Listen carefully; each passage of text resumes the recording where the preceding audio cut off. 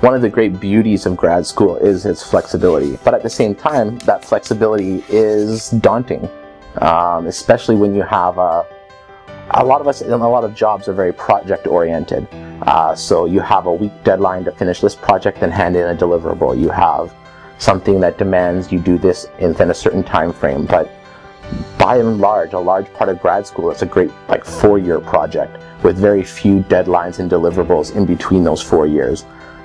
So while your supervisor might want a yearly check-in or whatever the case might be, for a lot of people, you have a whole year to sort of structure on your own, and that's foreign for a lot of people. And you come in through your bachelor's and your master's, and you have courses, you have deadlines, you have papers to hand in, and all of a sudden you're faced with these big open spaces of time that you have to be productive with. So I think the challenge of the flexibility and the fluidity is being how you self-structure that in ways that best fit your model of learning, your way of working, so that you are still productive, but that you still reap the benefits of the flexibility. And for everyone, that's going to be different. I'm not a morning person at all. My sort of biological clock doesn't kick in until much later.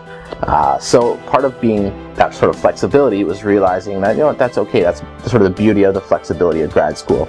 So oftentimes in the mornings, my kids are up. We read books, we play games, and it's a little bit of extra sort of family time that gets fit in when they're wide awake and ready to go. And I'm actually not all that productive in the mornings anyway. So it works out, actually, that sort of symmetry works out well. And if I don't get into the office till 10 or 11, maybe I don't come home till 6, or whatever the case might be that day.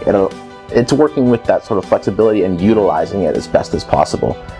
And those times have been some of, when I think back over the past year, some of the best times. They're not scripted, they're not planned. It's them all of a sudden at 7 o'clock jumping on my bed and saying, "Let's go!" So it's being appreciative of those times, as much as at 7 o'clock in the morning I'm not always like, "Great, let's go." But looking back, allowing myself those times has been really good.